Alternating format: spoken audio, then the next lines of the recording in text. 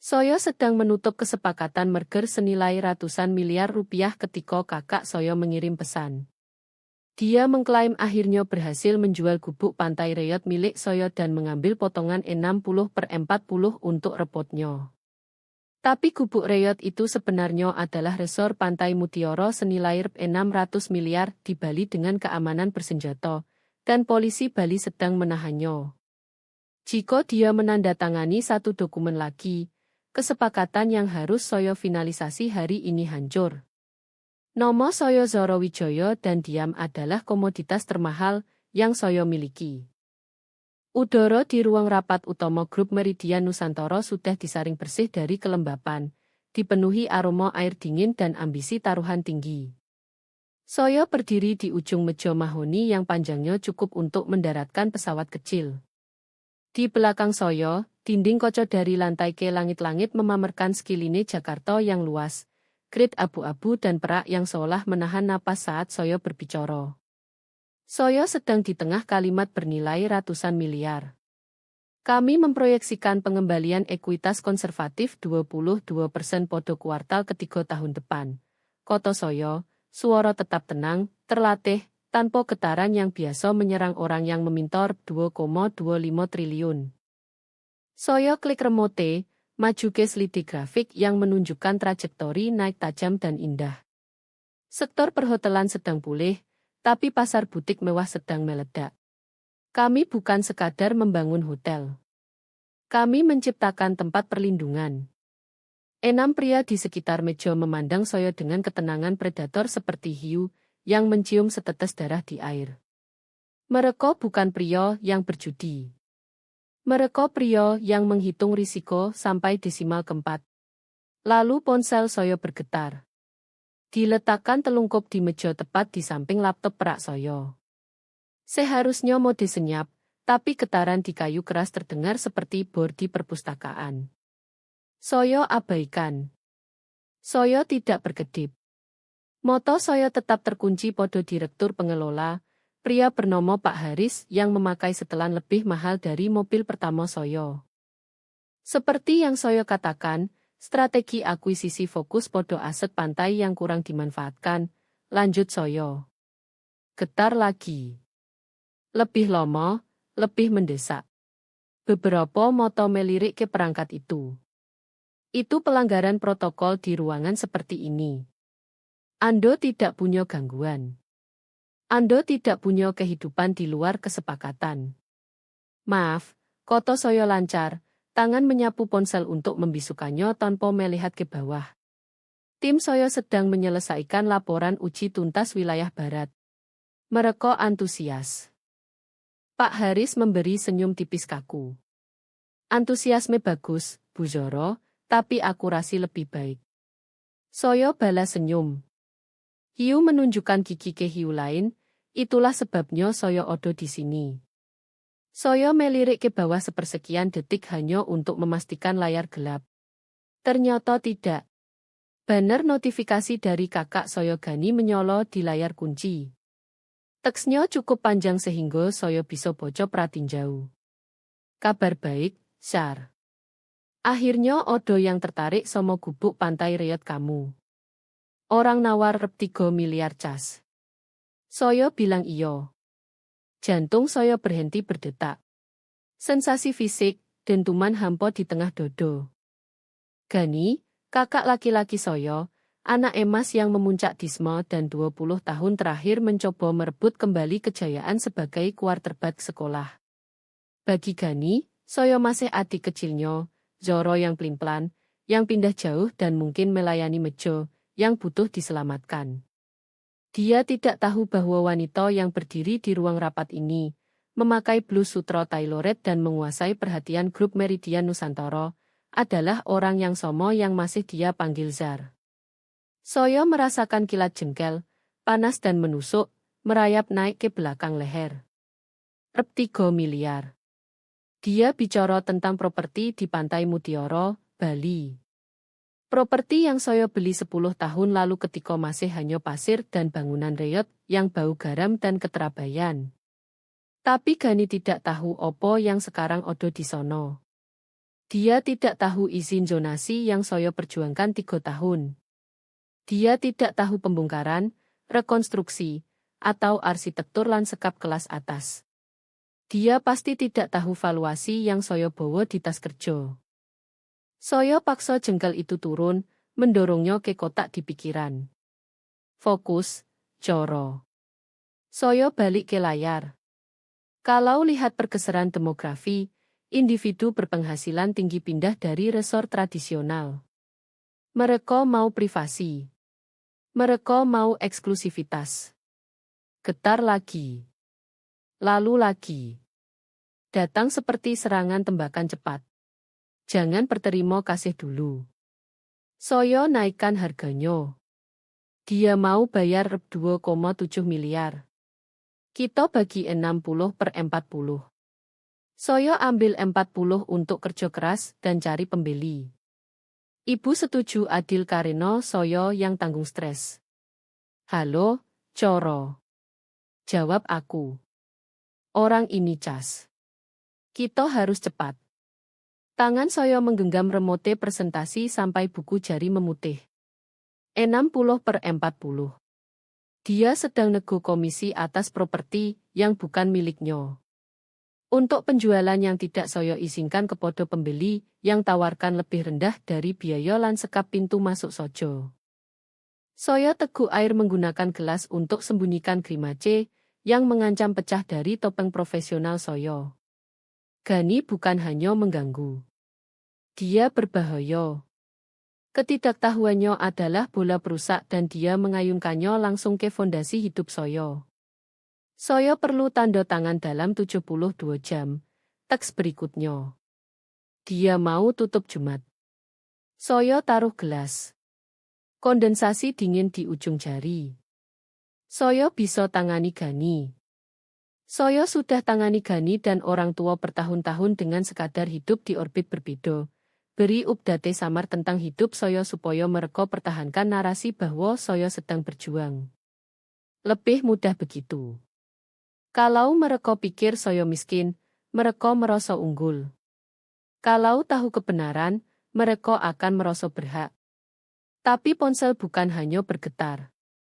Ia menyolo dengan panggilan. Bukan Gani. Penelepon tampil urutan angka dari Bali. Moto saya menyipit. Saya kenal nomor itu. Jalur langsung kantor administrasi Pantai Mutiara, resor saya. Rasa dingin merayap tulang punggung, lebih tajam dan dalam dari jengkel teks. Tim manajemen tahu jangan pernah telepon saya selama jendela Blackcode kecuali gedung benar-benar terbakar. Saya biarkan ke voicemail. Harus. Saya tidak bisa jawab panggilan di tengah pitch ke grup Meridian Nusantara. Bu Zoro, suara Pak Haris memotong kabut. Yo, jawab saya, kepala tersentak naik. Pak Haris condong ke depan, jari menoro. Kami dengar rumor tentang peluang off-market besar di Bali, resor butik di Pantai Mutiara. Valuasi yang kami dengar sekitar 600 miliar. Ruangan seolah miring. Udara keluar dari paru-paru saya. Mereka bicara tentang Pantai Mutiara. Tentu saja. Grup Meridian Nusantara tidak jadi raksasa dengan melewatkan properti utama. Mereka punya pengintai di mana-mana. Mereka tahu valuasi 600 miliar karena itu nilai akurat operasi yang saya bangun dari nol. Dan saat ini, kakak saya mengirim pesan bahwa dia menjualnya 3 miliar ke orang cas. Absurditasnya hampir membuat saya tertawa. Gelembung histeris dan mengerikan naik di tenggorokan. Jika Gani tanda tangani apapun, jika dia buat jejak kertas yang kotor judul, jika dia izinkan penipu klaim kepentingan di properti, kesepakatan ini bukan hanya mandek, tapi akan terbakar. Pria-pria ini tidak sentuh aset bermasalah dengan beban hukum. Mereka mau kepemilikan bersih sempurna. Jika mereka cium bau sengketa judul atau penjualan palsu, mereka akan pergi. Dan dana ekspansi 2,25 triliun yang saya pitch akan lenyap. Saya pandang Pak Haris. Matanya abu-abu tak berkedip. Wilayah itu memang menjanjikan, kata Soyo, suara terdengar jauh di telinga sendiri. Ponsel bergetar lagi. Kali ini transkripsi voicemail dari nomor Bali. Teks bergulir di layar kunci, terlihat sebentar sebelum layar gelap. Bu Zoro, ini Bu Leona. Keamanan menahan individu yang mengaku Ondo. Dia bawa teman laki-laki. Mereka minta akses brankas. Odo dokumen. Polisi sedang dalam perjalanan. Darah Soyo membeku. Individu yang mengaku Soyo. Gani bukan hanya kirim pesan dari ruang tamu. Dia odo di sono. Di Bali. Di resor. Dan dia bawa seseorang. Potongan-potongan menyatu di pikiran dengan kekuatan tabrakan mobil.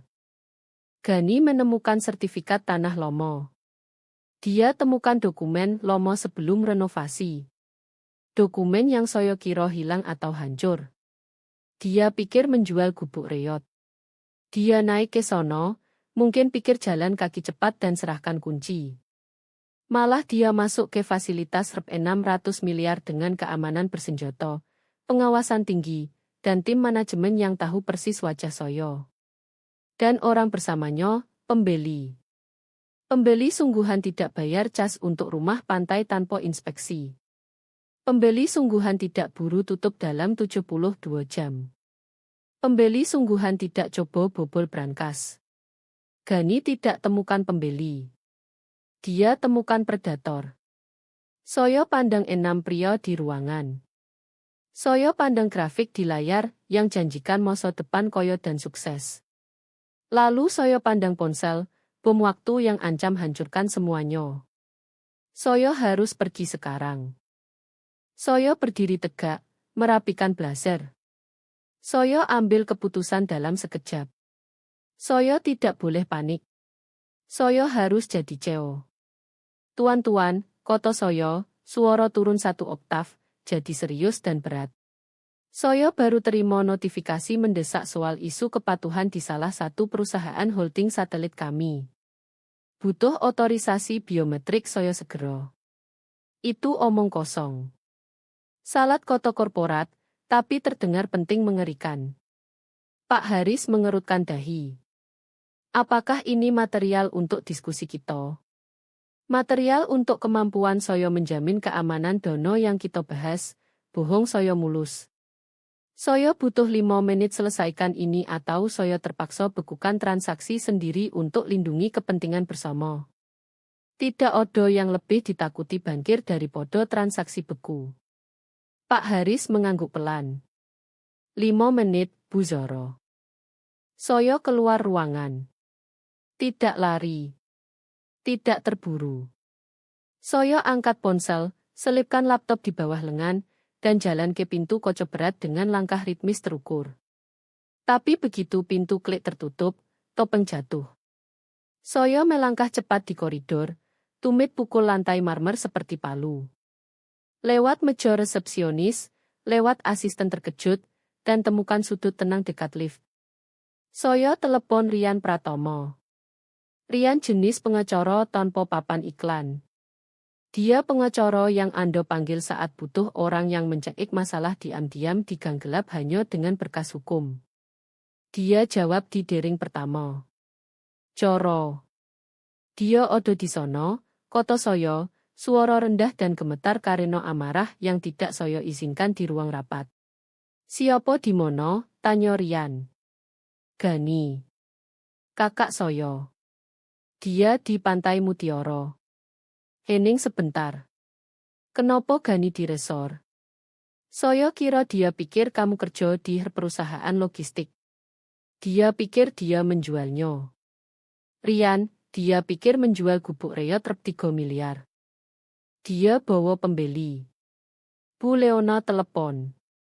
Keamanan tahan mereka. Soyo dengar gemeresik kertas di ujung Rian. Dia langsung mode perang. Dia tanda tangan opo. Dia kirim pesan bilang butuh tanda tangan 72 jam, tapi Leona bilang odo dokumen. Rian, pembelinya odo. Ini penipuan. Harus. Siapa yang beli properti tanpa lihat dari orang yang tak punya sertifikat? Orang yang tahu cara palsukan sertifikat, kotorian gelap. Zoro, kalau mereka di properti, ini sudah lewat gangguan. Ini pelanggaran dan percobaan penipuan. Soyo tutup moto. Sandar dahi ke koco dingin jendela, lihat kota di bawah. Jutaan orang jalani hidup. Tak satu pun tahu kakak Soyo sedang coba jual hasil kerja hidup Soyo seharga mobil mewah bekas. Rapatnya, bisik Soyo. Pak Haris tahu properti itu. Dia sebut valuasi Rp 600 miliar. Kalau ini meledak, kalau ada laporan polisi atas nama Soyo terkait investigasi penipuan, Meridian mundur. Kita bendung, kotorian. Soyo telepon polisi setempat. Soyo kenal kapten di Bali. Kita tahan mereka. Tidak, koto Soyo tajam. Coro. Soyo buka moto.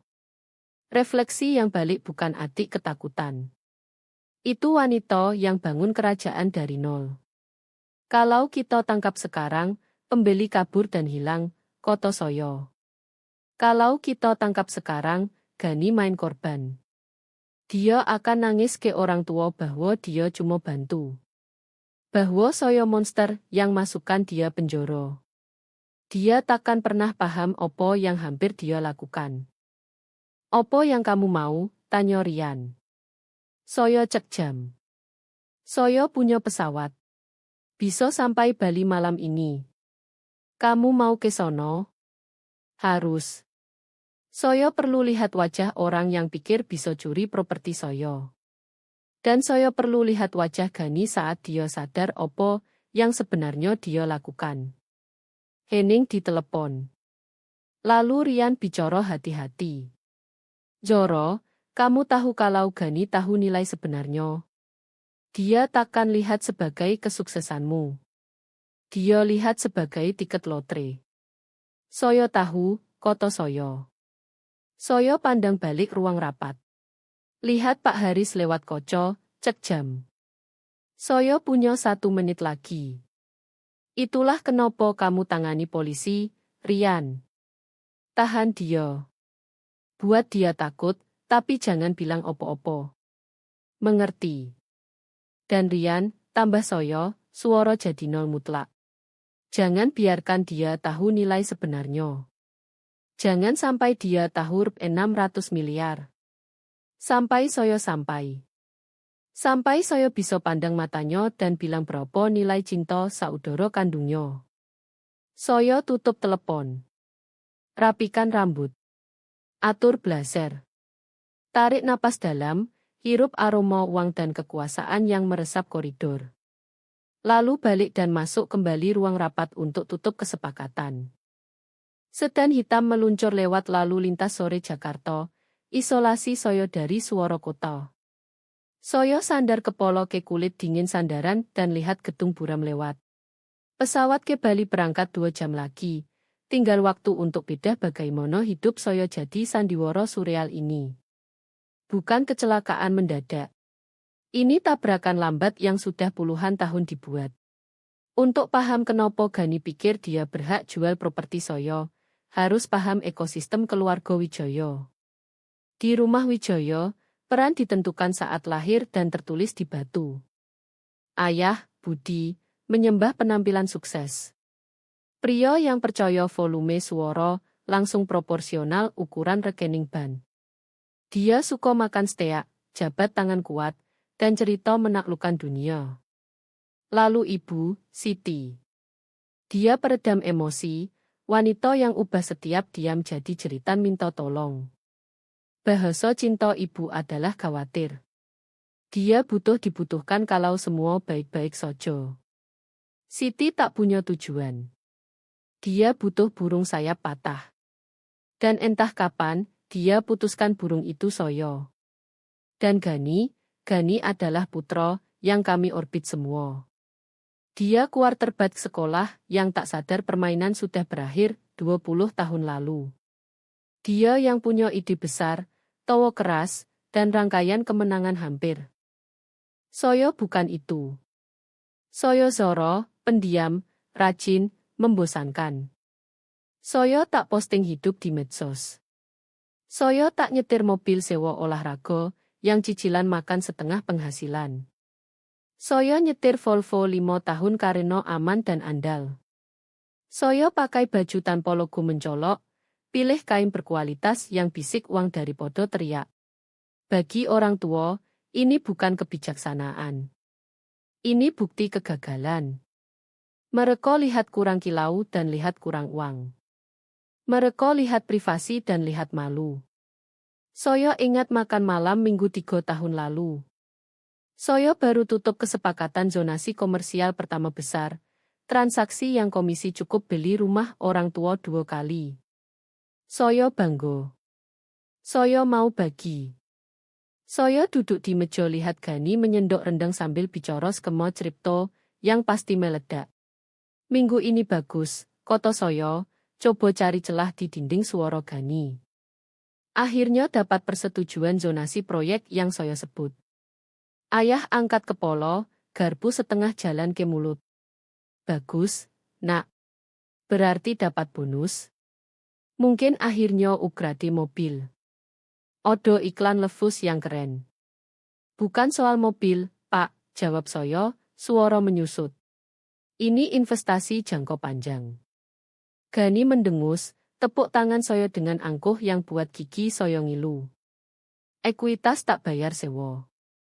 Zar, kamu butuh cash flow seperti kripto ini. Ini masa depan. Itu dinamikonya. Saya yang butuh nasihat. Gani yang beri. Biasanya sambil minta pinjam 7,5 juta sampai Selasa depan. Lebih aman begini. Saya bilang podo diri sendiri bertahun-tahun. Kalau mereka pikir saya berjuang, mereka tak minta pinjaman. Kalau mereka pikir saya pas-pasan, saya tak perlu jelaskan kompleks bisnis. Saya bisa jadi Zoro, anak perempuan yang pulang hari raya dan terima sisa makanan karena ibu pikir saya butuh. Tapi sembunyi odo biaya. Dengan biarkan mereka percaya saya tak berdaya, saya copot otoritas sendiri. Ando tak minta izin orang tak berdaya. Ando ambil keputusan untuk mereka. Ando kelola mereka. Itu persis yang terjadi dengan properti di Pantai Mutiara. Mereka sebut gubuk pantai. Dan adil, saat saya beli 10 tahun lalu, memang itu. Itu penyitaan, bangunan kayu reot di hamparan pasir, yang semua orang abaikan. Atap ambruk. Pipa biohazard. Warga lokal sebut teardown. Saya beli seharga mobil keluarga menengah karena saya lihat opo yang tak dilihat orang lain. Saya lihat peta zonasi. Saya lihat garis zonasi kota bergeser 2 blok sebelah. Saya lihat dalam 5 tahun tanah ini satu-satunya pantai komersial tersisa di kabupaten. Saya tak cerita detail ke keluarga. Saya bilang beli rumah pantai perlu perbaikan di Bali. Oh Soro, ibu mendesah, pegang dodo. Bali jauh sekali dan rumah perlu diperbaiki. Kamu punya uang perbaikan? Ayah mungkin pinjamkan alat, tapi kami tak bisa bantu cicilan. Tak butuh bantu, Bu, kata saya. Ini investasi. Gani tertawa. Ini lubang uang. Zar, kamu akan dimakan rayap dan pajak tanah. Seharusnya tanya saya. Saya bilang jauhi. Saya berhenti bicara setelah itu. Biarkan mereka pikir properti itu reot, simbol keputusan finansial buruk saya. Tapi saat mereka geleng kepala lihat kebodohan saya kerja. Saya tak perbaiki gubuk. Saya bulldozer. Habiskan 18 bulan berjuang dengan Dewan Kota untuk varian. Sewa arsitek spesialis mewah berkelanjutan. Tuang setiap rupiah untung dari kesepakatan lain ke pasir itu. Saya ciptakan Pantai Mutiara. Bukan rumah. Tempat perlindungan butik. 8 villa pribadi, kolam infinity tengah yang menyatu cakrawala, dan Lansekap menang penghargaan. Beroperasi di bawah perjanjian non-disclosure ketat dengan klien High Net Worth yang mau hilang. Saya taruh semua di entitas korporat, garis pantai. Nomo saya tak muncul di kotak surat. Nomo saya tak muncul di tagihan listrik. Jadi bagaimana Gani temukan? Saya tutup moto di belakang sedan, ingatan muncul dengan jelas menyakitkan. Itu dokumen, tumit ajiles era digital. 5 tahun lalu, saat konstruksi paling kacau, saya pindah antara apartemen sementara di kota. Saya atur forwarding surat, tapi kantor pos binatang tak sempurna.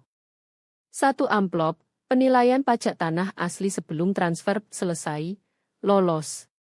Diteruskan ke alamat permanen terakhir saya, rumah orang tua. Ibu tak pernah buang apapun. Dia punya gudang penuh rapor lama saya, piala partisipasi Gani, dan kotak dokumen penting yang dia takut hancur. Dia pasti lihat amplop dari pemungut pajak Bali. Mungkin lihat koto tunggakan atau penilaian dan panik. Tapi bukan telepon saya, dia lakukan yang selalu dia lakukan. Dia coba lindungi saya dari kekacauan sendiri. Dia arsip di kotak bertuliskan Zoro, niat beri saat saya lebih stabil. Dan Gani, mengais-ngais sesuatu untuk jual atau gadaikan tutup bencana terbaru, temukan. Dia pasti lihat dokumen lomo itu dan lihat tali penyelamat. Properti atas nama adiknya, properti yang tak pernah dibicarakan, properti yang semua setuju beban tak berguna.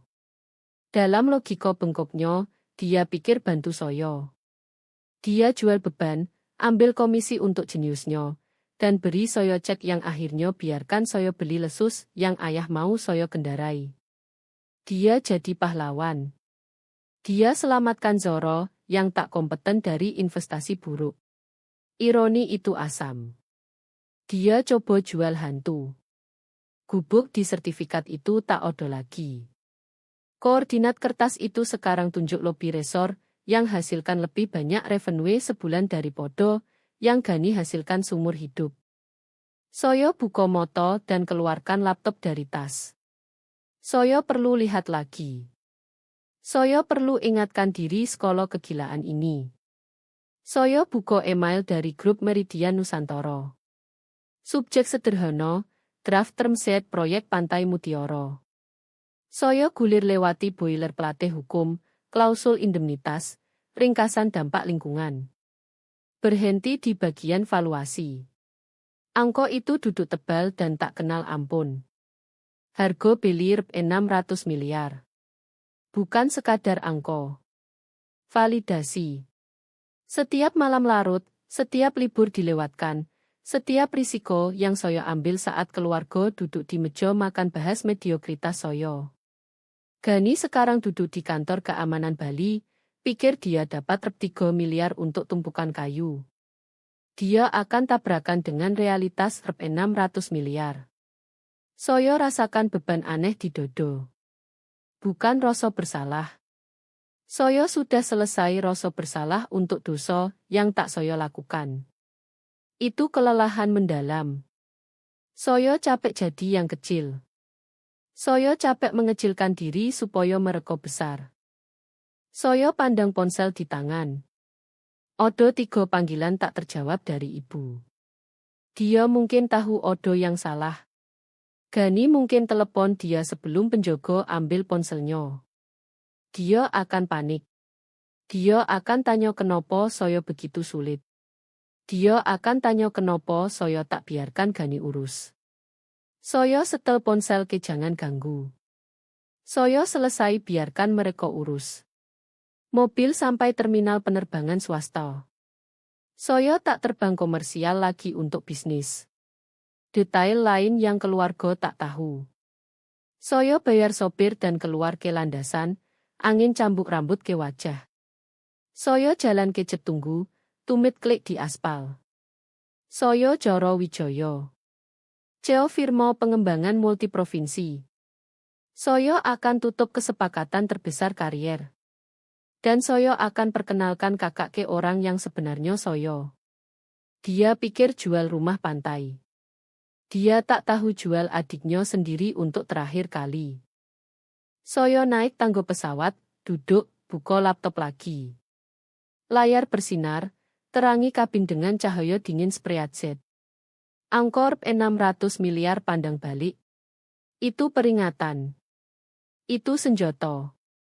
Dan beberapa jam lagi, itu palu yang hancurkan rumah Koco yang keluarga bangun sekeliling Soyo. Koridor luar ruang rapat adalah koridor marmer poles dan percakapan pelan, tapi suara di telinga cukup tajam potong Koco. Rian Pratomo tak buang waktu basa-basi saat meter jalan dan kejahatan berlangsung. Zoro, dengar Soyo baik-baik, kata Rian, suara rendah gemuruh agresi terkendali. Soyo butuh kamu screenshot setiap pesan teks dari kakakmu. Jangan hapus apapun. Jangan balas apapun emosional. Dari detik ini, ponselmu bukti. Soyo berdiri di jendela, pandang grid taksi kuning jauh di bawah. Sudah Soyo punya, Rian. Dia kirim foto kontrak. Hampir tak terbaca, tapi Soyo lihat header. Itu perjanjian pembelian standar yang bisa diunduh dari situs template hukum Rp 300.000. Dan pembelinya? Rian tanya. Soyo tarik gambar. Bu Leona, manajer resor, baru kirim. Foto buram dari kamera keamanan lobi administrasi. Tampak Gani duduk di kursi, pucat dan berkeringat, lutut goyang gugup. Di sebelahnya pria yang kelihatan dibuat di pabrik orang bisnis generik. Pakai setelan navy, Soyo gambarkan, zoom foto, rambut disisir ke belakang, tak pakai dasi. Dia duduk miring, sembunyikan wajah dari kamera utama. Dia tahu di mana lensa. Rian, dia sembunyi. Itu bukan pembeli retail. Itu pelari, kata Rian. Pria di foto licin, terlalu licin. Postur orang yang sudah lakukan ini 100 kali. Predator yang berenang di air dangkal keputusasaan, cari orang seperti Gani, orang serakah cukup bodoh dan putus asa cukup buta. Bu Leona bilang dia sebut diri investor cas. Dia bilang staf dia wakili Powell Private Equity. Rian tertawa kering tanpa humor. Mereka selalu begitu. Dengar, Soyo punya kepala polisi setempat di jalur lain. Kita bisa kirim mobil patroli 4 menit. Kita tangkap Gani karena pelanggaran dan percobaan penipuan sekarang. Jari Soyo melayang di Koco. Begitu mudah. Soyo bisa akhiri mimpi buruk dengan satu kata. Soyo bisa biarkan sistem telan Gani utuh. Dia habiskan malam diesel, ketakutan dan sendirian, dan mungkin pertama kali dalam hidup dia pelajari tindakan punya konsekuensi. Tapi lalu Soyo pandang pria setelah Navi lagi. Tidak, kata Soyo. Zoro, dia jual properti kamu. Kalau kita tangkap Gani sekarang, pria setelan jalan, kata Soyo, pikiran lari lewat skenario seperti model proyeksi finansial. Dia klaim korban penipuan Gani. Dia bilang tak tahu judul buruk. Dia hilang ke udara dan kita takkan pernah tahu siapa kirim dia. Rian diam sebentar. Kamu mau main lomo? Soyo mau kepala ularnya, Rian. Gani cuma ekor. Gani tak mampu buat surat kuasa palsu yang lewat inspeksi biasa. Dia tak tahu cara daftarkan transfer sertifikat. Seseorang siapkan dia. Seseorang beri dokumen. Soyo mau orang itu. Rian langsung ganti gigi. Oke, ini rencananya. Soyo bilang polisi tahan mereka, tapi belum dakwa. Kita sebut penahanan administratif verifikasi identitas. Buat pembeli pikir ini cuma macet birokrasi. Buat dia pikir kesepakatan masih hidup supaya dia telepon bosnya. Lakukan, kata Soyo. Yo, cari tahu di mana mereka mau tanda tangan. Soyo bisa bilang sekarang, kata Rian. Soyo cek alamat dari header dokumen yang kamu kirim. Bukan firma hukum. Namanya Sunos Title and Escrow. Operasi depan toko di Maastricht sebelah laundry. Tentu saja. Transaksi Rp600 miliar sah terjadi di ruang rapat meja mahoni dan air botol. Penipuan terjadi di Maastricht sebelah laundry. Saya tutup telepon. Tangan gemetar. Bukan takut, tapi adrenalin buruan. Ini bukan lagi sengketa keluarga. Ini pengebungan. Saya cek jam. 5 menit saya habis. Saya harus balik ruang rapat dan yakinkan 6 pria paling pintar di Jakarta bahwa saya tak sedang kelola bencana. Saya rapikan blazer, tarik napas yang kembangkan tulang rusuk ke sutroblus, dan buka pintu kaca berat. Suasana ruangan berubah. 10 menit lalu udara penuh potensi. Sekarang berat dan diam 6 mitra grup Meridian Nusantara duduk di kursi kulit, tapi tak lagi pandang prospektus. Mereka pandang saya. Pak Haris, direktur pengelola, ponselnya datar di meja depannya. Layar gelap, tapi ekspresi disinari rasa ingin tahu dingin keras. Isu kepatuhan sudah selesai, tanya Pak Haris. Suara sopan, tapi tak hangat. Saya jalan ke ujung meja, gerak pelan disengaja. Duduk dan lipat tangan di kayu dingin. Kesalahan otentikasi kecil, bohong saya, pandang matanya langsung. Login dari server remote yang ditandai. Sudah dibersihkan. Pak Haris tak berkedip. Untung, karena saat kamu keluar, tim uji tuntas kami dapat info menarik. Perut saya jatuh. Wajah tetap sempurna diam. Oh, tanya saya. Pak Haris ketuk jari di meja mahoni. Odo bendera di register sertifikat tanah parcel Pantai Mutiara. Peringatan Lispendens terpicu 20 menit lalu. Darah mengalir dari ujung tubuh. Lispendens, pemberitahuan tindakan hukum tertunda. Gani tak cuma coba jual rumah. Dia atau penanganannya sudah coba daftarkan sesuatu. Mereka gerak lebih cepat dari yang saya duga. Mereka coba kabutkan judul untuk buat cukup asap hukum sehingga bisa peras penyelesaian untuk hilangkan. Pak Haris condong ke depan. Kami operasi di sertifikat bersih, Bu Zoro. Kami tak terlibat sengketa domestik atau kepemilikan diperebutkan. Kalau Odo kabut di aset ini, kami tak bisa lanjutkan underwriting. Ruangan diam saya dengar dengung sistem ventilasi. Saya dengar detak jantung sendiri di telinga. Mereka tahu. Tak tahu seluruh cerita, tapi cukup bunuh kesepakatan. Saya punya 2 pilihan. Saya bisa bantah, yang mereka verifikasi dalam 1 jam, dan hilang kredibilitas semua, atau saya putar. Saya sandar kursi, proyeksikan percaya diri yang tak saya rasakan. Saya keluarkan desahan pendek mengabaikan. Maaf, Pak Haris. Seharusnya saya briefing Ondo. Ini pengajuan gangguan. Kami sedang akuisisi lahan sebelah untuk perluas zona buffer villa. Pemilik loma strip kecil itu coba leverage harga lebih tinggi dengan ajukan dokumen konyol ke parcel utama. Taktik standar pemerasan.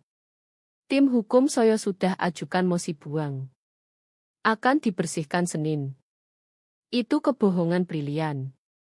Ubah pengkhianatan keluarga jadi manuver bisnis kejam.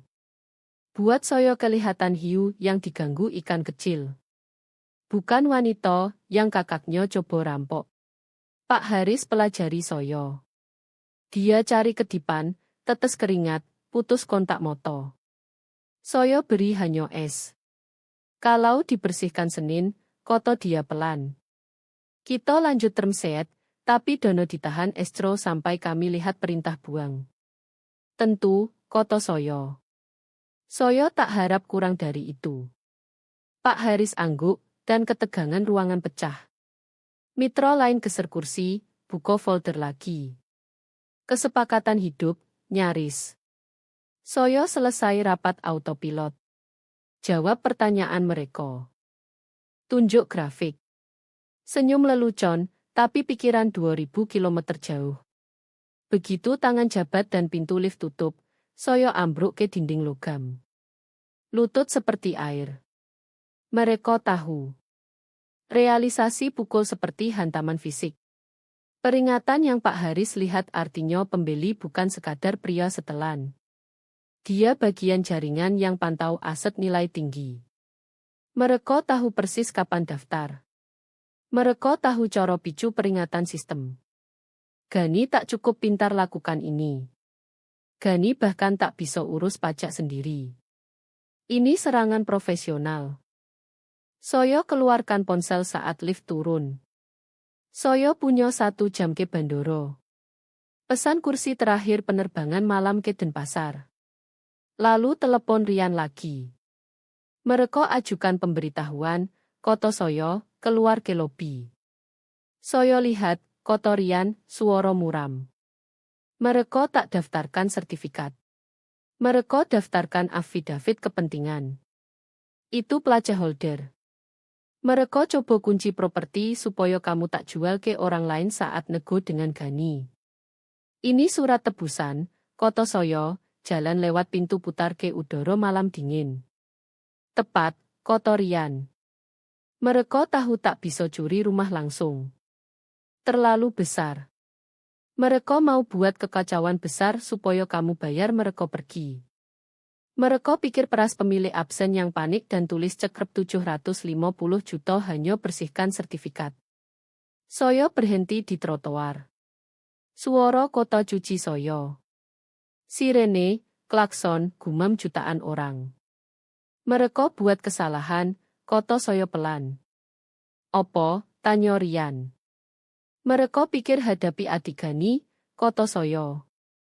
Mereka pikir hadapi wanita, yang waris rumah pantai dan tak tahu nilainya. Mereka tak tahu saya bangun hiu untuk hidup.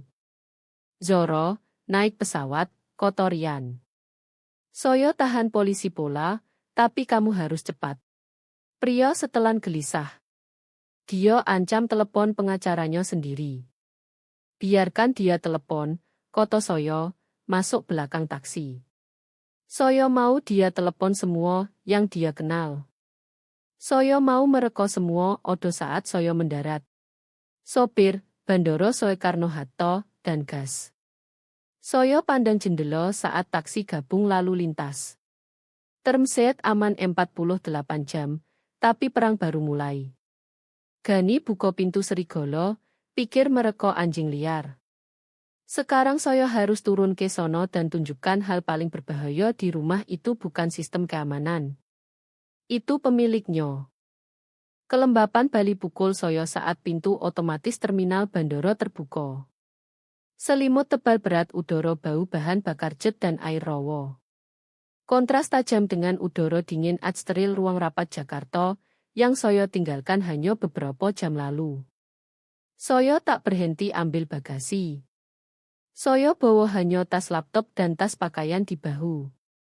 Baju masih tajam, blazer tak kusut, armor lawan kekacauan yang akan saya masuki.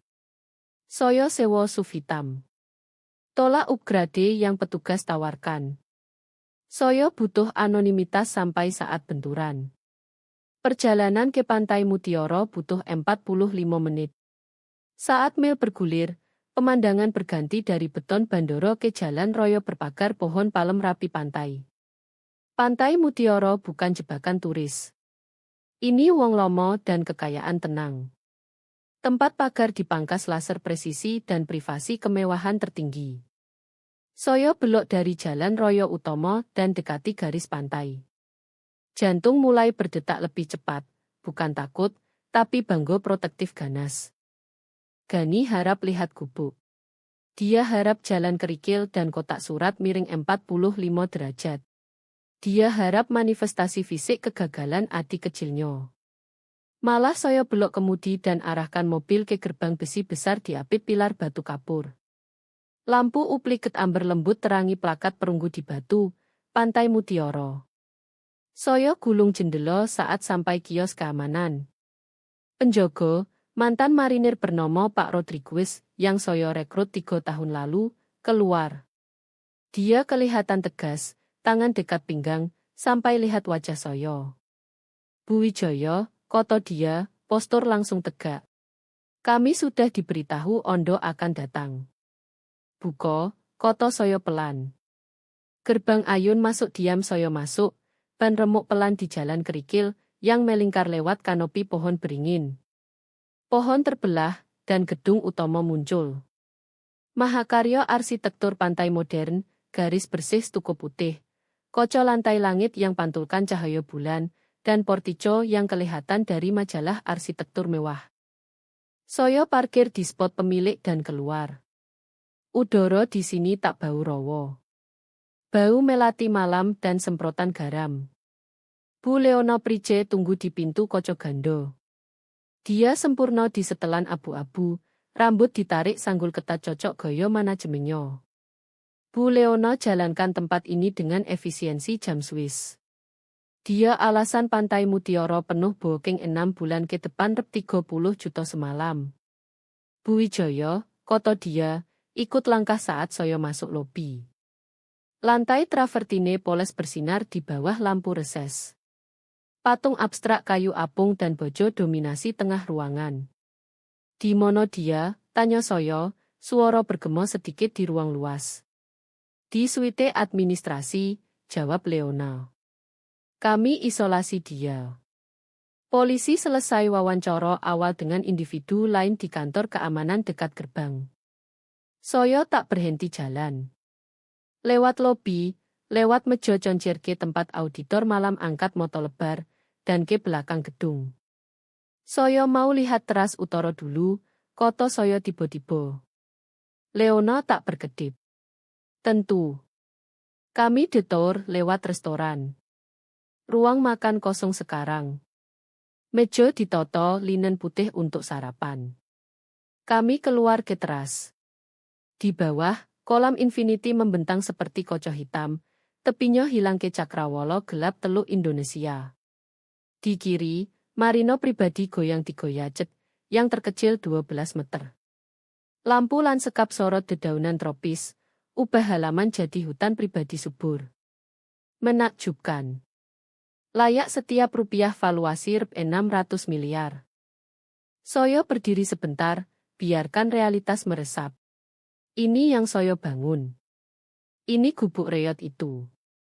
Dia tak tahu, kan, tanya saya, pandang air. Leona geleng kepala. Saat keamanan bawa dia lewat gerbang utama, dia berhenti jalan. Dia pikir kami alamat salah. Dia cek ponsel 3 kali. Tanya penjaga 3 kali apakah ini properti Wijaya. Saya balik dari pemandangan. Ayo. Kami jalan ke sayap administrasi. Leona gesek kartu kunci dan pintu berat klik buka. Gani duduk di kursi putar tengah ruang rapat. Dia kelihatan lebih kecil dari ingatan. Kemeja tak masuk, wajah pucat, dan berkeringat. Dia pandang dinding, kaki goyang ritme gugup tak teratur. Saat saya masuk, dia lompat seperti kena listrik. Joro, dia terkesiap. Dia bangkit buru-buru, tangan berkepak di udara. Joro, syukurlah. Kamu harus bilang mereka. Orang-orang ini gila. Mereka punya senjata. Mereka ambil ponsel saya. Saya tak koto apapun. Saya jalan ke ujung meja dan taruh tas laptop dengan dentum berat. Lalu balik dan pandang dia. Saya pandang kakak yang seumur hidup masa kecil bilang coro lempar bola, coro nyetir mobil, coro kelola uang saya. Saya pandang pria yang ejek proyek kecil saya setiap makan malam Thanksgiving dekade terakhir. Zoro, dia mohon, suara pecah. Katakan sesuatu. Saya cuma bantu kamu. Saya temukan pembeli. Saya mau kejutkan kamu dengan cek. Saya pandang sekeliling ruangan, kursi ergonomis, seni mahal di dinding, pemandangan marino lewat jendela belakangnya. Saya bicara, suara pelan dan menakutkan tenang. Gani, pandang sekelilingmu. Dia berkedip, bingung. Opo? Pandang ruangan ini, koto saya. Pandang lantai. Pandang jendela. Dia lirik gugup ke Marino. Ini bagus. Kuroso kamu perbaiki sedikit. Saya tertawa. Suara pendak tajam buat dia meringis. Perbaiki sedikit, ulang saya. Gani, kamu naik ke sini jual gubuk. Kamu nego harga 3 miliar. Yo. Dan itu harga bagus, dia tegas, cari sisa keberanian lomo. Ideal untuk feature Uber di pasar ini. Saya potong. Anggaran lan sekap pintu masuk sojor 4,5 miliar. Dia beku. Opo? Sistem kolam biaya 0,5 miliar, lanjut saya, mendekat. Pajak tanah tahunan di tanah ini lebih dari total harga jual yang kamu setuju. Mulut Gani terbuka, tapi tak ada suara. Dia seperti ikan megap di dek kapal. Saya tarik kursi dan duduk, silang kaki. Kamu masuk resor komersial rp 600 miliar, Gani. Dan coba jual seharga apartemen bekas. Rp 600 miliar, bisik dia. Angko seolah fisik goyangkan dia. Dia ambruk kembali ke kursi, tapi saya lihat gambar. Gambar opo? Tanya saya. Dia kelagapan di saku, lalu sadar ponsel hilang. Dia pandang saya moto putus oso. Saya google. Saat temukan sertifikat di gudang ibu, saya google alamat. Street View tunjuk gubuk kayu. Kelihatan ditinggalkan. Rumput liar di mono-mono. Saya condong ke depan. Street View itu 10 tahun lalu, Gani. Dia pandang saya. Tapi kamu tak pernah bilang. Karena bukan urusanmu, bentak saya. Kamu pulang Natal naik Volvo tua. Kamu pakai baju polos. Kamu biarkan ibu kemasi sisa makanan. Kami pikir kamu bangkrut, Soro. Kami pikir kamu tenggelam dan itu beri hak jual rumah saya, tanya saya. Saya selamatkan kamu, teriak dia, air mata tusuk mata. Saya mau urus. Saya mau jadi yang perbaiki. Saya pandang dia. Benar-benar pandang. Saya lihat teror di balik amarah. Dia tak cuma takut polisi. Dia takut realitas yang jatuh di atasnya. Narasi hidupnya bahwa dia yang sukses, pemimpin, kakak besar larut di depan mata. Kalau saya taipun, lalu dia opo? Dia nol. Pintu buka dan Rian Pratomo masuk. Dia pakai setelan linen yang kusut tapi mahal. Bawa folder di satu tangan dan tablet di tangan lain. Zoro, koto dia, angguk ke saya. Dia abaikan Gani total. Bagaimana situasi pembeli, tanya saya. Rian taruh tablet di meja dan geser ke saya. Kami punya masalah. Atau lebih tepat, kami punya wahyu. Saya pandang layar. Tampil daftar alamat dan nomor. Polisi jalankan sidik jarinya, koto Rian. Namanya bukan David Miller seperti yang dia bilang staf. Namanya Joko Santoso. Dia pelari tingkat menengah sindikat yang operasi dari Denpasar. Saya gulir daftar di tablet.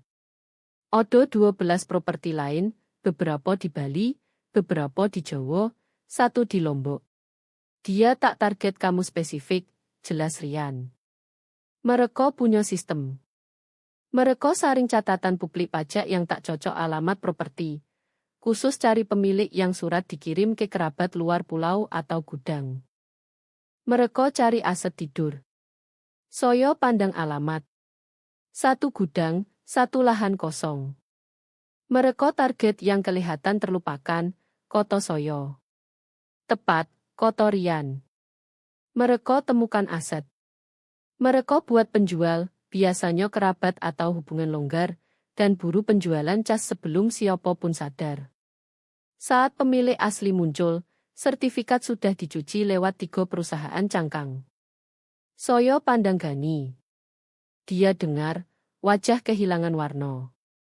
Kamu bukan partner, Gani, koto saya dingin. Kamu target. Gani geleng kepala. Tidak, Dedi teman saya. Dia perkenalkan saya ke pembeli. Dedi, tanya saya. Gani telan ludah keras. Dedi Santoso. Dia bantu saya investasi kadang. Dia bilang soal pembeli. Dia bilang bisa percepat dokumen supaya saya tak ganggu kamu dengan legal sampai cek siap. Rian pandang saya. Dedi Santoso. Nomor itu tak didaftar pelari, tapi saya yakin kalau kita gali log panggilan Joko Santoso, kita temukan dia. Gani kelihatan sakit. Dia taruh kepala di tangan. Dia mainkan saya, bisik dia. Dia tahu. Dia tahu saya butuh uang. Kamu butuh uang, tanya saya. Gani tak jawab. Dia hanya goyang tubuh sedikit. Saya berdiri dan jalan ke jendela. Refleksi tunjuk wanita berdiri di ruangan rep 600 miliar dan di belakangnya pria yang direduksi jadi anak kecil. Kalau dia tanda tangan kertas itu, koto saya ke refleksi, Joko Santoso akan kabutkan sertifikat. Dia akan ikat tempat ini litigasi bertahun-tahun. Kesepakatan saya dengan Meridian mati. Reputasi saya hancur. Gani angkat kepala.